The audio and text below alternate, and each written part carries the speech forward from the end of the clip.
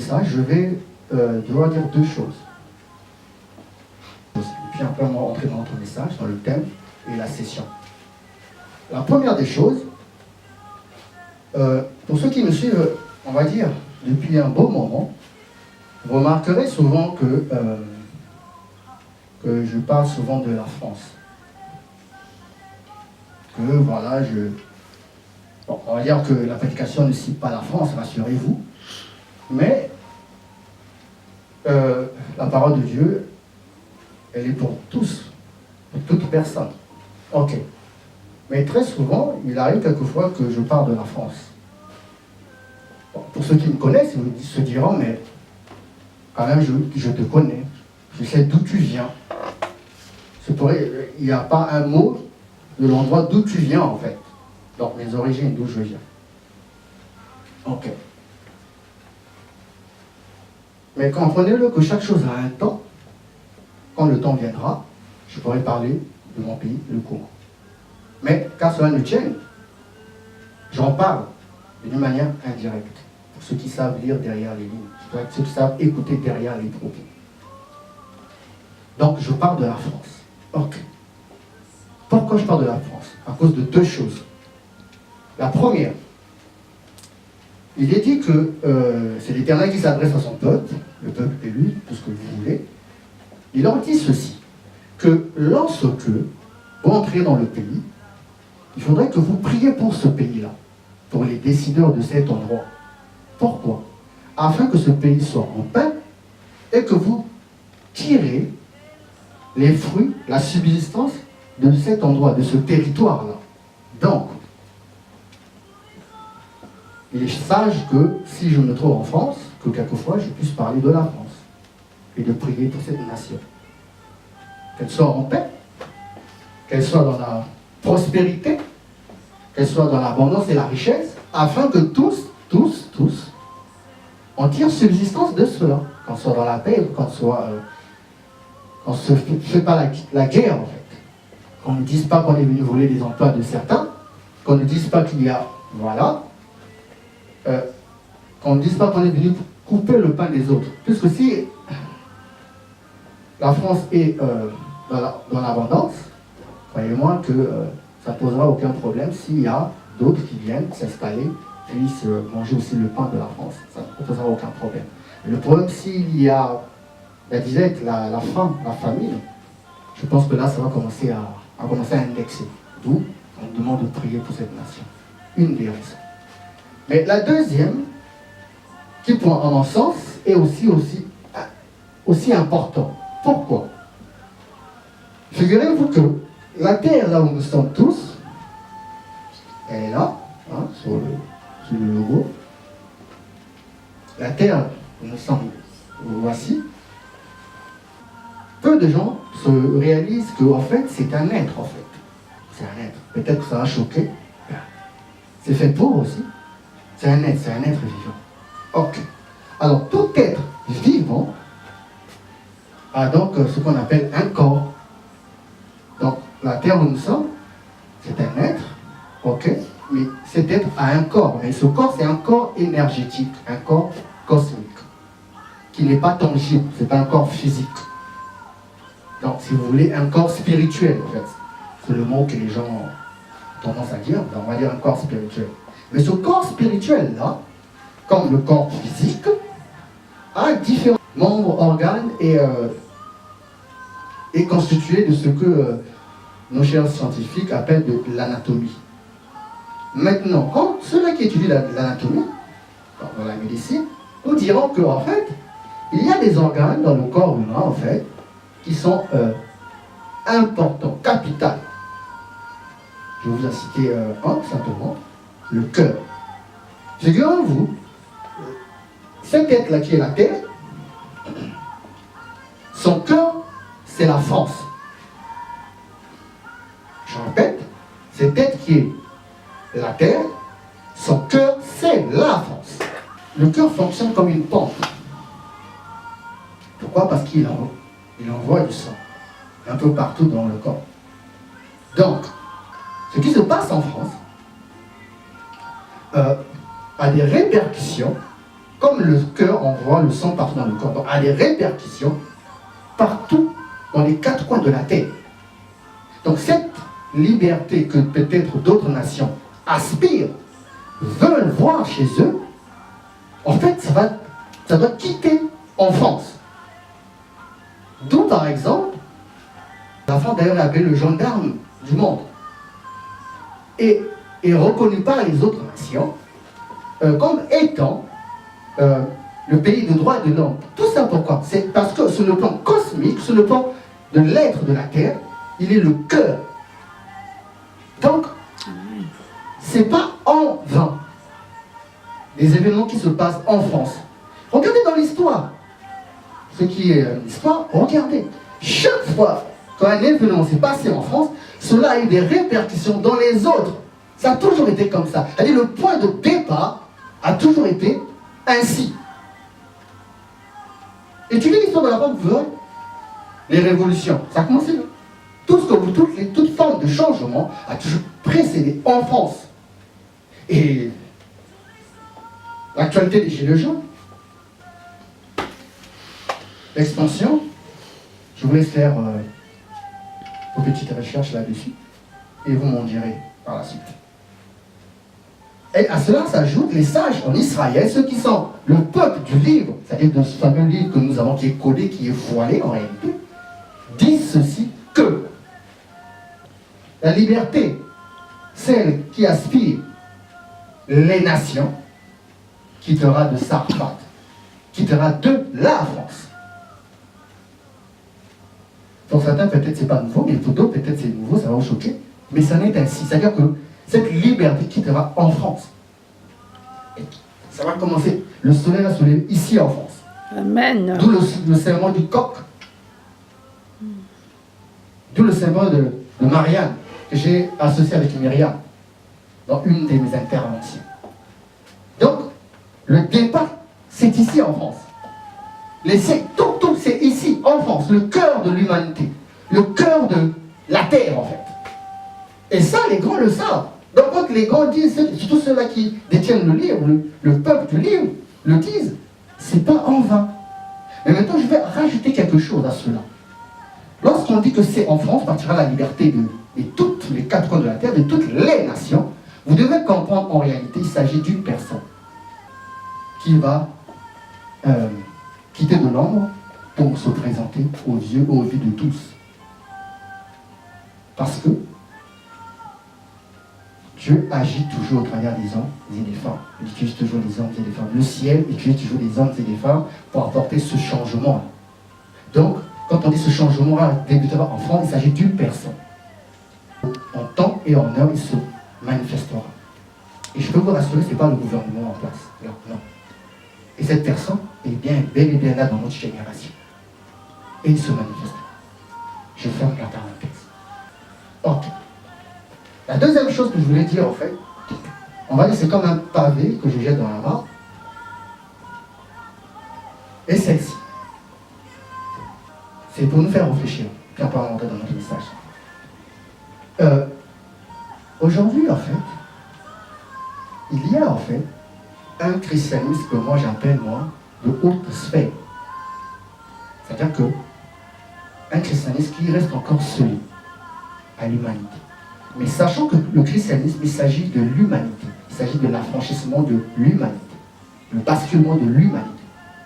Okay. Et comment peut-il y avoir en fait encore un christianisme encore scellé, sachant que le christianisme, dans Christ, quand il est venu il y a 2000 ans, c'est pour que pour que les choses soient claires, que les choses ne soient plus voilées.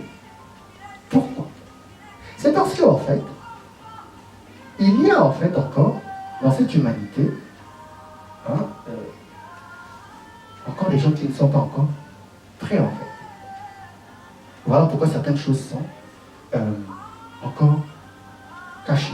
C'est comme à un enfant, on ne peut pas lui donner les grandes choses. Pourquoi? Parce qu'il n'est pas encore prêt. En attendant qu'il grandisse, il lui donne les choses. Mais seulement, actuellement, on est dans une période en fait où toutes ces choses-là qui sont encore réservées pour les initiés, pour les grands, qui travaillent pour le compte du christianisme, pour l'évolution humaine, de l'homme, il y a un événement qui est en train de nous... En fait, on est en plein dedans, en fait. Pour ceux qui savent, qui sont sensibles, pour ceux qui déjà qui le voient, en fait, nous sommes dedans, dans cette lignée-là. Donc, il y a un événement qui nous pointe sous le nez. Donc, ces choses-là, qui sont encore cachées, doivent être maintenant révélées. Alors, si ces choses qui sont du haute sphère, qui doivent être révélées, à ceux-là, on disait autrefois, jadis, qui ne sont pas prêts, ça veut dire que l'humanité est en train de basculer dans quelque chose, en fait, que beaucoup ne réalisent pas, en fait. Et ça, on ne vous dira ça jamais dans les infos. Vous ne l'entendrez jamais là-bas. De quoi je fais allusion quand je parle de ça? Il y a deux trucs. Lorsque le Seigneur, Yeshua, le Mashiach, qui nous avons tous cru, est apparu, il y a deux choses. Il y a la coupe.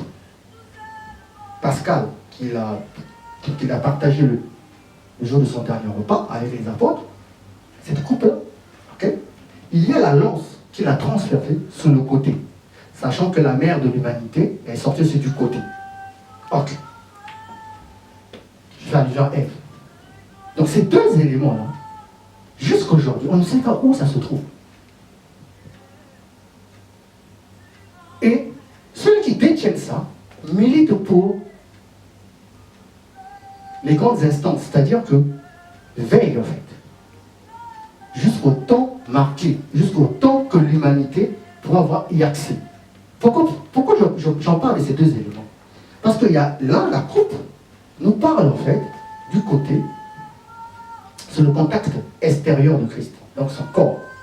Et la lance, il a transversé sur le côté, sur la croix, donc son côté intérieur.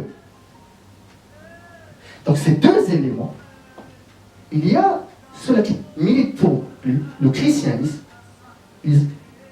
c'est juste un poignet de gens, et ils détiennent ça jusqu'au jour que l'humanité sera prête pour avoir accès. Et on y va là, dans ces choses. Parce que ces choses-là, ce ne sont pas que des symboles comme ça. Car il a dit un jour que, le fameux Christ, il a dit que tout ce que mon Père n'a pas apporté sera déraciné. En fait, ça veut dire quoi? Tout ce qui n'a pas toutes ses origines là-haut n'a pas lieu d'exister. Et donc si cette chose existe, c'est parce qu'elle tire sa quintessence de là-haut. Cette coupe, elle existe. Amen. Cette coupe, il y a une constellation dans le ciel, dans notre voûte céleste, qui s'appelle la coupe. Et la flèche, cette fameuse lance, c'est une flèche. Il y a une constellation dans le ciel qui s'appelle une flèche. Et elle veille en fait à l'évolution, à l'équilibre, c'est-à-dire à la direction que l'humanité doit prendre. Pourquoi j'en parle? Ça va être un peu le chemin que je vais prendre sur le message. Dans ce site, je referme et on va entrer sur le message. Ok. On est à Tu B'Shvat. Ok. La session de Tu B'Shvat 2019. Ok. C'est le nouvel an des arbres. Donc, c'est un nouveau départ, un nouveau cycle pour les arbres. Pour qu'en été, donc la moisson, il y ait des fruits. Ok. On va écrire. Tu B'Shvat veut dire aussi, parmi que ce soit le nouvel an des arbres, ça veut dire aussi le 15 du mois de Shevat. Le 15 du mois de Shevat, c'est, assurez-vous, c'est le calendrier juif. On va écrire 15 Shevat.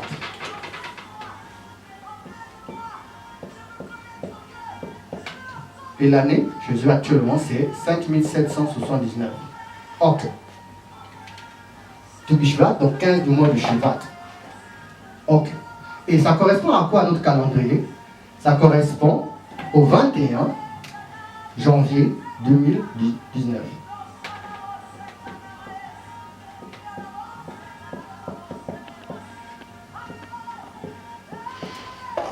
Okay.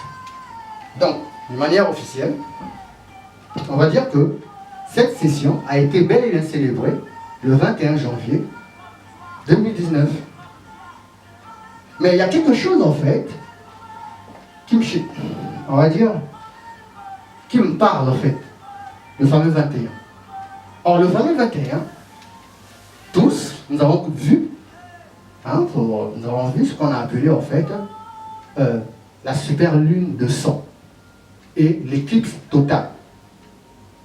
Je répète, ce fameux lundi 21 janvier 2019, il y a eu ce phénomène astronomique. Donc on va le mettre là.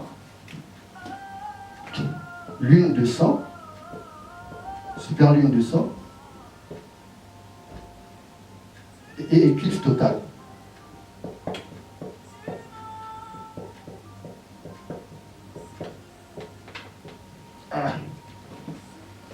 Donc qu'est-ce que tout Bishvat a à voir avec cet événement-là?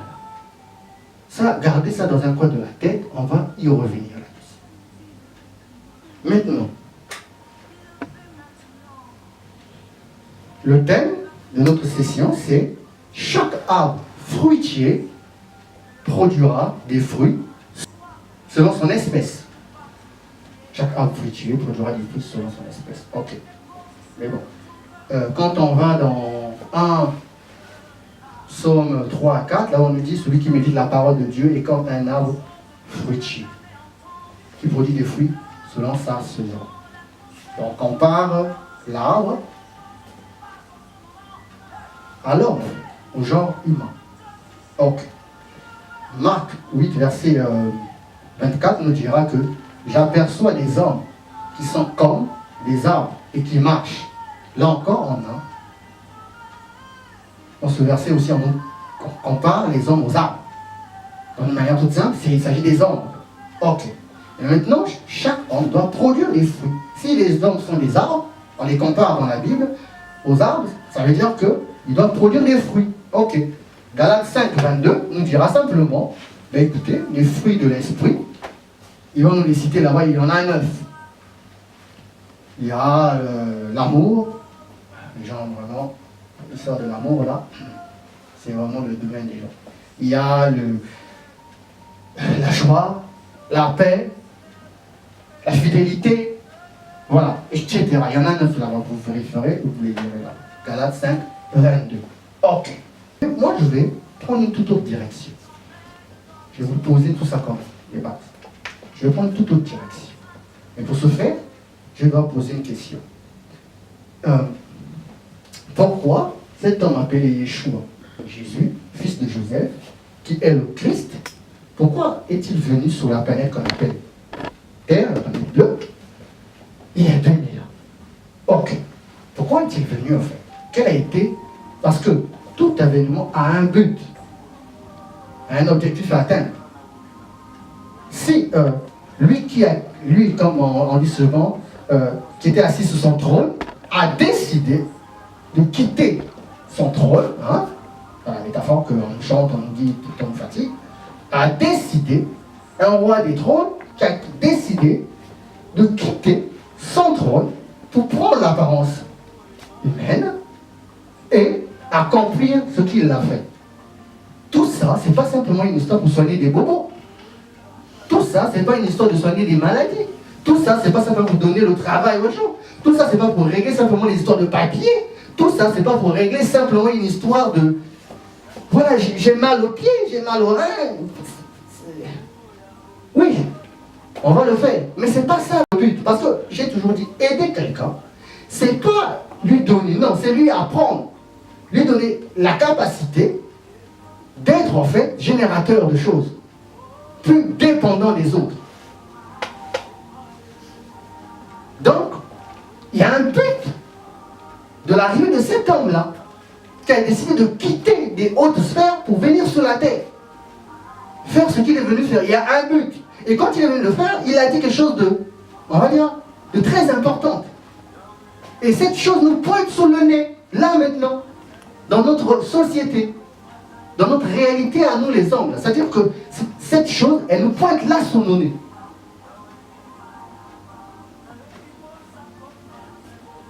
Ok. Pourquoi il est venu? Maintenant, entrons dans le message. Il est venu où? Il est venu sur le... Parce que la Terre, c'est une étoile. C'est un astre, c'est une constellation. Et là-haut, c'est sans nombre. C'est en foison. C'est sans nombre. Pourquoi a-t-il choisi parmi ces myriades de son nombre en illimité, non quantifiable, il a décidé de choisir la planète Terre, la planète bleue. Pourquoi? Ok. Ceux qui étudient l'astronomie nous disent ceci. En fait, ils disent que la Terre, en fait, c'est une planète qui gravite avec les autres planètes autour du Soleil. Et ce regroupement de cette planète qui gravitent autour du Soleil, on appelle ça le système solaire. Ok. On appelle ça le système solaire. Ok. C'est vrai qu'il y a 3 autres planètes qui sont un peu éloignées. Ça ne va pas trop toucher à ça. Mais il y en a 7 qui gravitent autour du Soleil. Ok. Maintenant, mes amis dans la foi du Seigneur, je vais vous dire quelque chose qui, pour certains, c'est évident, ils le savent déjà. Mais pour d'autres, ça va peut-être leur choquer. Lorsqu'on ouvre la Bible avec le texte en hébreu, donc le peuple du livre, cette fameuse première phrase de notre Bible, je l'ai déjà dit à une de mes sessions, c'est vrai que c'est peut-être redondant pour certains, mais la répétition est la mère des sciences, comme on le dit. On dit que cette phrase-là, en hébreu, c'est quoi la phrase? La première phrase de la Bible. Au commencement, Dieu créa le ciel et la terre. Ok. En hébreu, c'est la même chose. Ça se dit simplement Bereshit bara Elohim et ha shamaim vet haaret. C'est la même chose quand on le traduit. On l'a bien traduit, il n'y a pas de souci.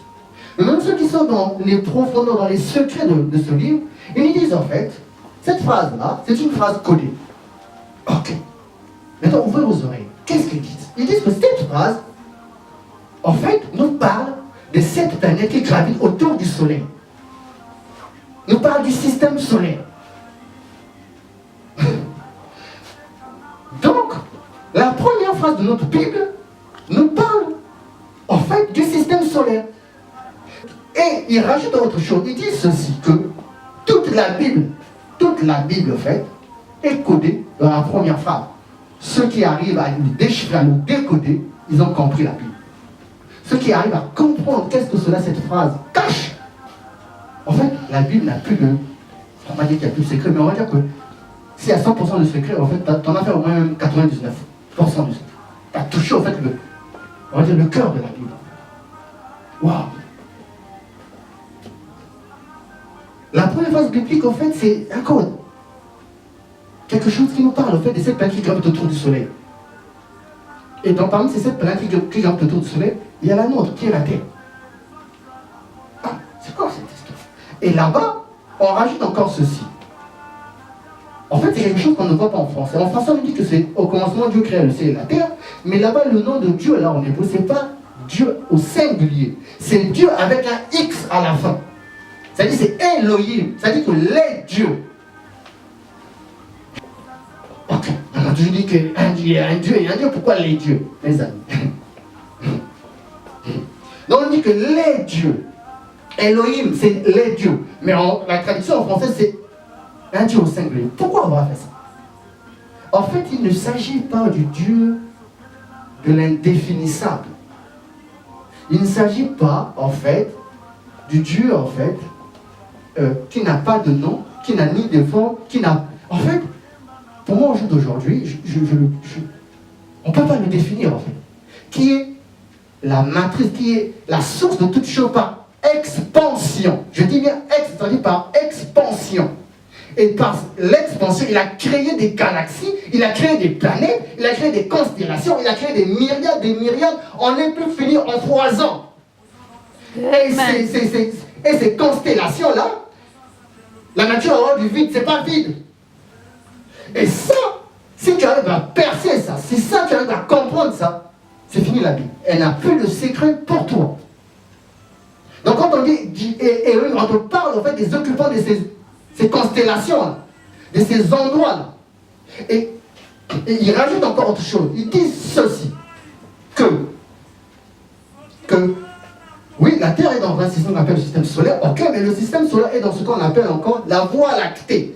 Et la Voie lactée est encore dans un système qu'on appelle le cosmos, c'est-à-dire l'univers. Et que l'univers est encore dans ce qu'on appelle la galaxie. La galaxie est encore dans ce qu'on appelle les sidérales, mon gars. C'est-à-dire que ça fait que monter de hiérarchie en hiérarchie. Et toutes ces hiérarchies-là, tous ces êtres-là, veillent à ce que l'évolution se passe bien dans des constellations, à ce que l'évolution se passe bien dans les étoiles, à ce que l'évolution se passe bien dans ces différentes myriades de constellations. Amen. Voilà pourquoi vous voyez dans la Bible, il y a des anges qui arrivent. Ok, réfléchissons quand même. Comment, ok, les anges, ok, viennent-ils de la terre? Non. D'où viennent-ils? De quelque part. Ils viennent bien de quelque part, les anges. Ils viennent bien d'un endroit. Abraham qui se tenait après sa Brit Mila, qui se tenait sous sa tente, il a vu quoi? Il a vu des anges. Il a demandé 3 hommes, et puis il s'est rendu compte que c'était des anges. Et il a intercédé en faveur de Sodome et Gomorrhe pour qu'elles ne soient pas détruites. Mais ces gens-là revenaient d'où? Ils venaient bien de quelque part. Donc ça veut dire que sous nos têtes, il y a des myriades de constellations, il y a des myriades de planètes qui ne sont pas vides. Si au XXIe siècle, ces choses-là, vous êtes encore cachés, mais ce qui se pointe sous nos nez là, ça va vous choquer la tête.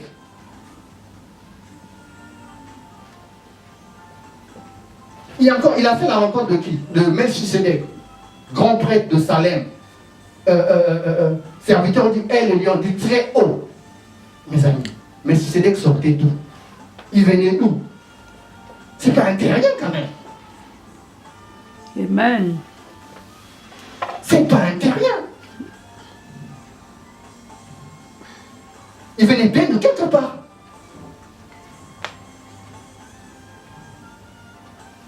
Et ça, on nous dit que si tu arrives à percer le voile de cette première phrase biblique, c'est bon. C'est bon. C'est un grand pas. Et ça nous pointe sous le nez là. Vous n'avez même pas idée. Ça nous pointe sur le nez là, ces choses-là. Vous allez comprendre. Donc revenons dans notre modeste planète, nous qui sommes les occupants de cet endroit. Revenons dans ça. Ok.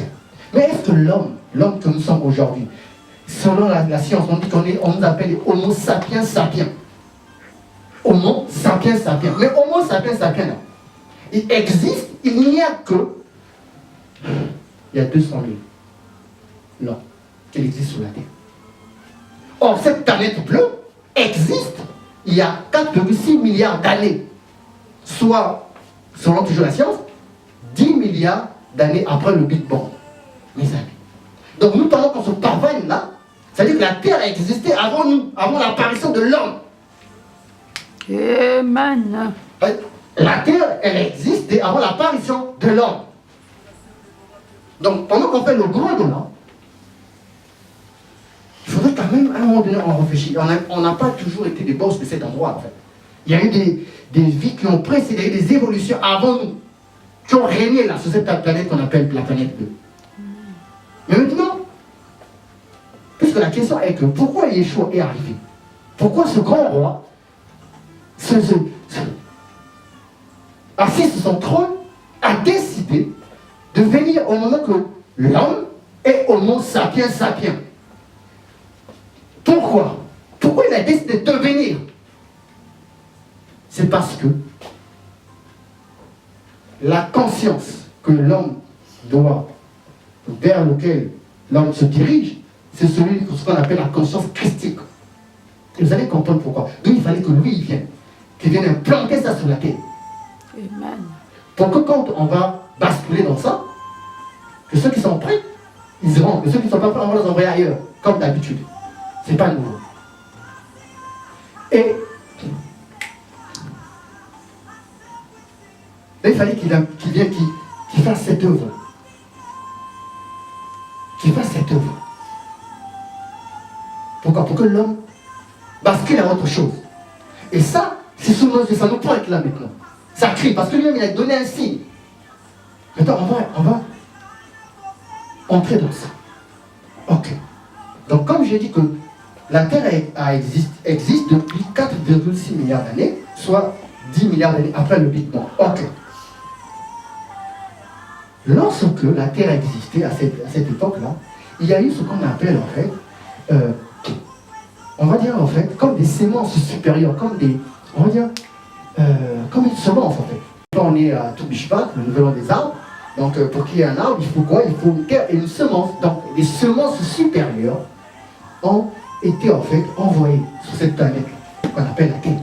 Et lorsqu'elle a été envoyée sur la Terre, il y a quelque chose qui s'est passé en fait. Il y a eu ce qu'on appelle communément en fait, la Terre était sous la forme de 1D. C'est-à-dire qu'elle était sous la forme de la première dimension. Ça a peut-être choqué, mais vous allez comprendre ça simplement. C'est quoi la 1D, la fameuse 1D que la Terre a commencé en fait? La fameuse 1D que la Terre a commencé, c'est celle qu'en fait, cette dimension, ce niveau de conscience-là, c'est celle en fait qu'on appelle le règne minéral. Mais ce règne minéral-là consiste à quoi en fait? Ça a été en fait le règne des vies en fait cellulaires. Ça a été en fait le règne en fait des vies micro-organismes. C'est-à-dire que des vies bactérielles en fait. Donc, elle était sous cette forme-là, la vie, quand elle a commencé ici, la 1D. Je vais l'écrire là. La 1D fait allusion au règne minéral. Cellules, bactéries, former des noyaux, micro-organiques.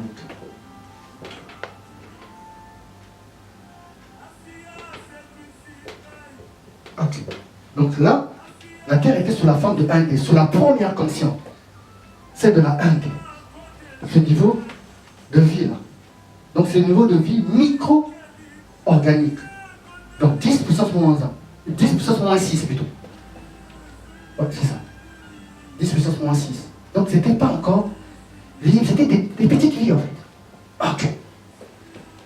Et après, mais cette vie-là a duré quoi? Ça, il faut comprendre que ce règne-là a fait tous les cycles possibles.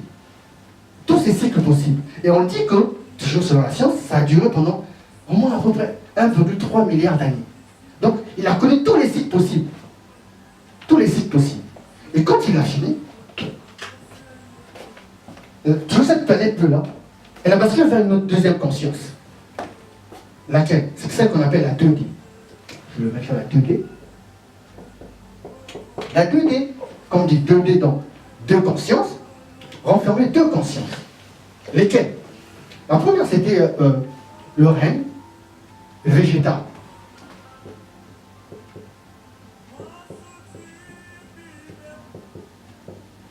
Végétal. À l'intérieur, on a quoi? Dans ce règne végétal, on a des arbres, on a des forêts, des plantes, donc voilà, tout ce qui constitue en fait le végétal. Plantes, les arbres. La deuxième conscience qui était dans la 2D, c'est ce qu'on appelle le règne animal.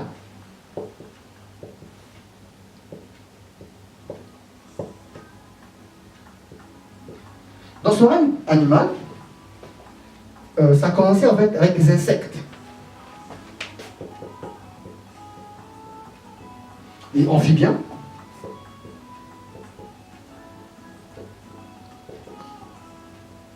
Et les reptiles. Après que ces deux règnes-là en parallèle, donc on va plutôt se concentrer sur celui de l'animal. Après, les reptiliens ont muté, selon la science toujours, dans ce qu'on appelle en fait des dinosaures.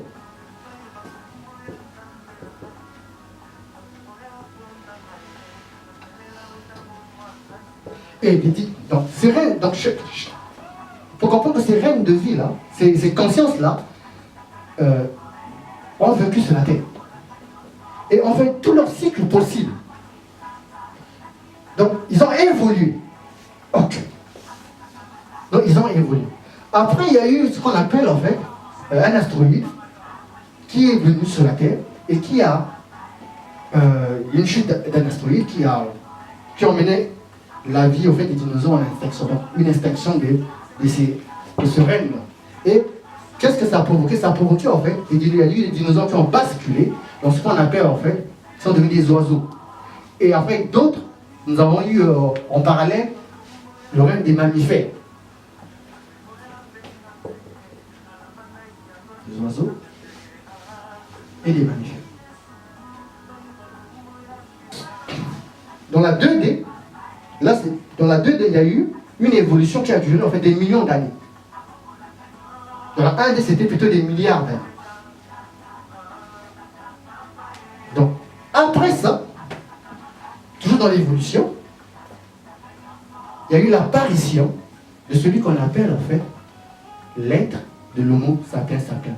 C'est-à-dire de ce que nous sommes. En fait. Et cet être-là, c'est celui qu'on appelle en fait l'australopithèque, qui est apparu dans la 3D. Donc après la fin de séquence. Et c'est là où est apparu l'australopithèque, dans la 3D. Dans la conscience de la 3D. Dans le sens de l'ancêtre de l'homme, parce que l'homme a évolué au fur et à mesure.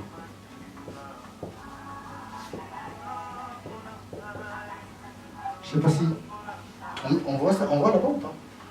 Si. D'accord. Donc c'est l'australopithèque.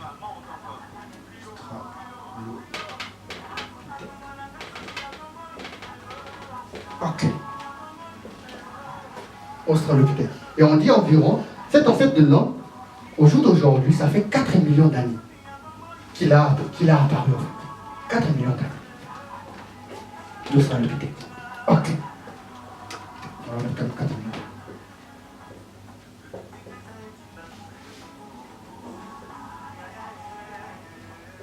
Et par la suite, puisqu'il s'agit de cycles, donc plus l'homme évolue, il y a eu ce qu'on appelle en fait, par la suite, le fameux Lucie. Lucie. Après Lucie, il y a eu Homo habilis.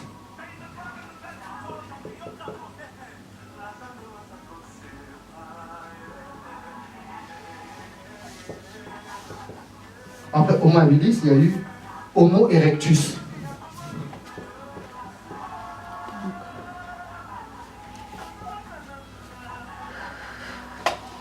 Après Homo erectus, il y a eu Homo sapiens.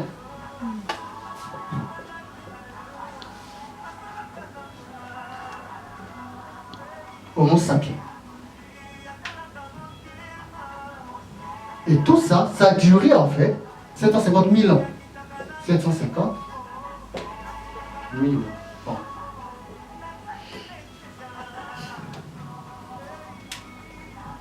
Et enfin, Homo sapiens sapiens. Nous en fait, nous aujourd'hui. Nous c'est quoi 4D.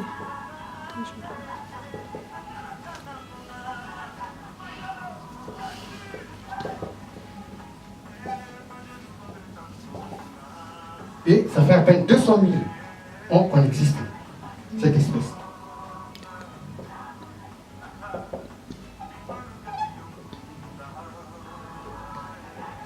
Ok. Maintenant, comprenez ceci. Chaque fois, puisque ce sont des cycles, j'espère que vous êtes là. Ok. Donc, quand on arrive dans la 3D, il y a eu l'apparition de cette langue. Ok. Donc la Terre, elle a basculé vers une autre conscience, vers autre chose. Excusez-moi. L'ancêtre de l'homme. Ok. Après, on a commencé par Lucie, Homo habilis, donc Homo erectus, Homo sapiens. Donc c'est là, en fait, là, c'est qu'au-dessus, ce sont ceux qui sont devenus, qui ont su utiliser les outils et qui ont su maîtriser le feu. Mais comprenez ça.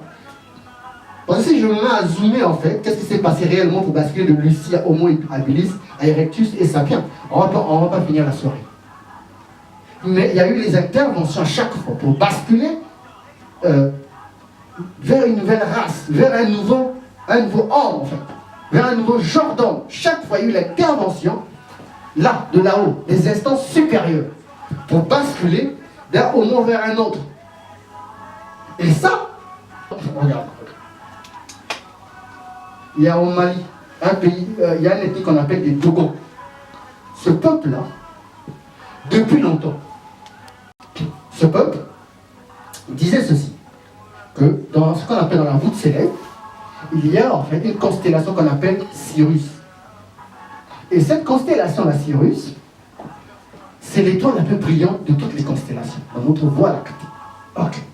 Et ils disent encore ceci, que à côté, il y a Sirius A, B et C. Et ils nous donnent la distance qu'il y a entre Sirius et la Terre. Et eux, quand ils le disaient, les observatoires astronomiques n'avaient jamais encore vu cette étoile. Eux, ils l'ont dit avant. Et le jour que les observatoires, ceux qui étudient la topographie, la cartographie du ciel, ont découvert ça. Et quand ils ont comparé leur découverte par rapport aux propos de ce peuple-là, des Malais qu'on appelle des Dogons, ils ont dit tout ce qu'eux, ils ont dit, c'est exact. En même temps, la question est celle-ci, eux, comment ils savent ça? Comment eux, ils savent ça? La réponse qu'ils ont déjà dit, ce sont les gens de là-bas qui sont venus chez eux à une époque. Et ce n'est pas nouveau. Donc, il y a eu des interventions toujours pour, voilà, cet homme-là bascule. Donc, que les consciences, donc c'est toujours dans le fond évolutif, que les gens progressent, toujours dans le progrès. Ok. Donc, en toute logique, nous allons dire que si la Terre, elle a fait tous ses cycles dans la 3D, hein, mes chers amis, vous qui me suivez, permettez-moi de vous appeler mes chers amis, si la Terre, elle a eu la conscience de la 3D, ben, il faille que la Terre maintenant bascule dans une autre conscience. Vous êtes d'accord avec moi ou pas? Il faudrait qu'elle bascule soit dans la 4D, dans la 5D.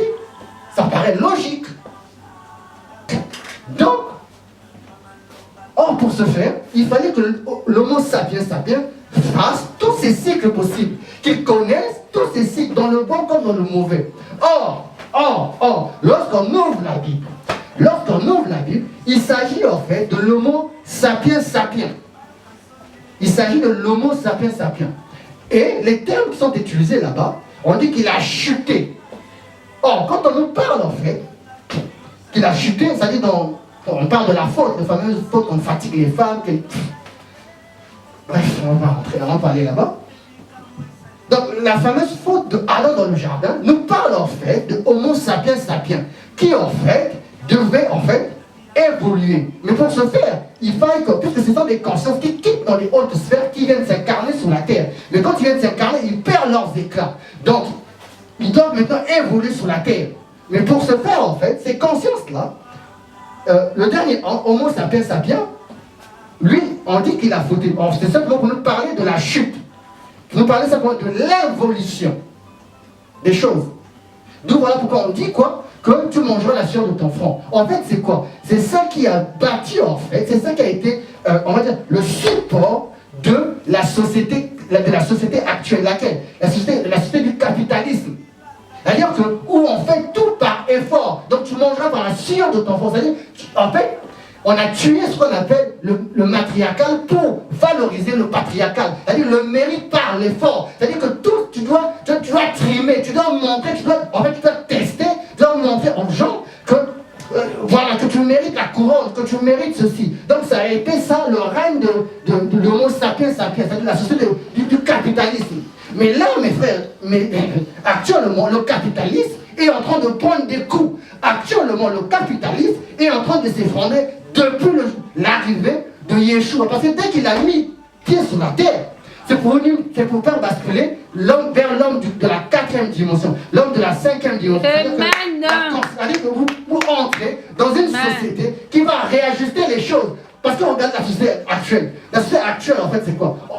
Il y a un qui est mis en honneur, il y a un qui est valorisé, les hommes. Mais les femmes sont toujours criblées. Et pourtant, elle a les mêmes diplômes que les hommes. Mais elle n'a pas les mêmes salaires, elle n'a pas le même gain. Que ce soit dans le sport, que ce soit dans tous les domaines d'activité, les femmes sont toujours la risée. Pourquoi? Parce que c'est la société du capitalisme, celui de l'effort, c'est-à-dire celui de strongman, c'est-à-dire de la force, c'est-à-dire tout se règle par la force. Vu que la femme de par de sa nature, elle n'est pas forte physiquement, donc on dit, ah, tu te mets à côté. Or, Yeshua vient quoi? Les lois qui viennent nous ramener, c'est ce qu'on appelle les lois christiques. Ce sont les lois de la 4e dimension et de la 5e dimension. C'est-à-dire la conscience qui doit suivre. C'est-à-dire que l'homme de Homo sapiens doit basculer vers un autre homme, vers une autre conscience, vers une autre...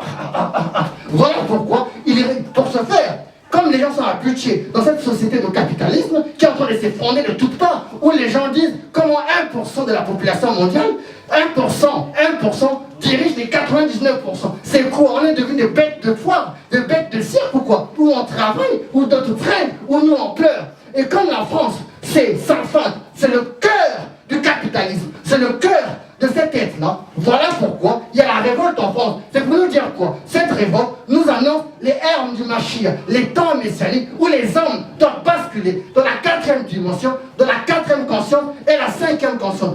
Et voilà pourquoi celui qui en est le garant, il est venu il y a 2000 ans pour nous entraîner vers cela, pour nous emmener vers cela. Mais pour nous emmener vers cela. Mais cette 4e conscience, cette 5e conscience, est-ce que les gens n'ont pas déjà accédé à ça? Oui. D'autres personnes ont accédé à ça. D'autres personnes ont expérimenté ça. Et d'autres personnes ont expérimenté ça. Mais seulement, ça a été juste un poignet de gens. C'était une conscience qui a eu accès juste à un poignet de gens. Mais seulement Yeshua a dit ceci.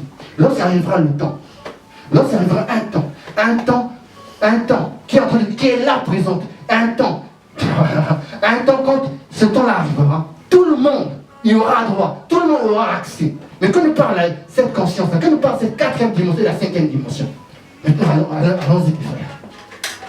Cette 4e dimension,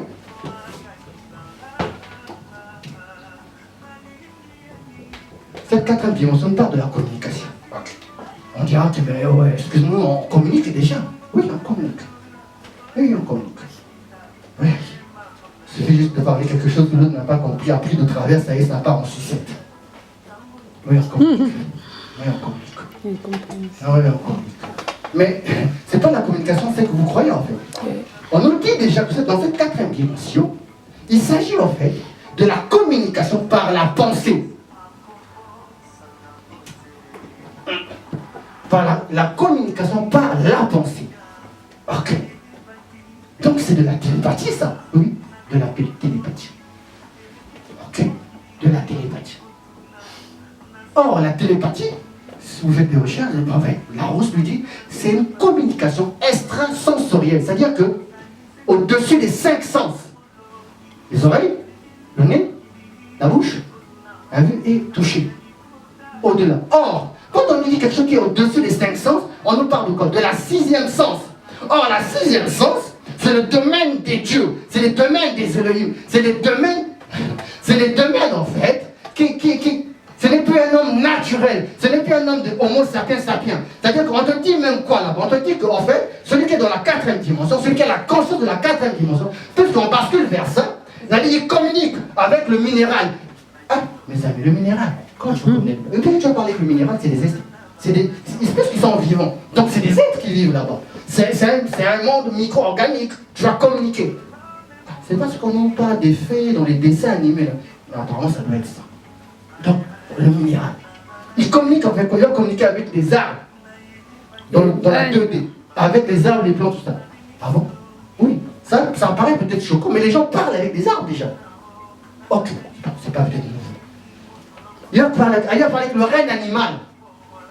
On va parler quoi avec l'animal? Oui, tu vas parler, tu vas communiquer avec elle. Comme Salomon. Tu vas communiquer. Et tu vas parler, puisque tu es aussi un homme qui est à cheval, tu vas aussi communiquer avec les hommes de la 3D. C'est-à-dire, le dernier, c'est Homo sapiens sapiens.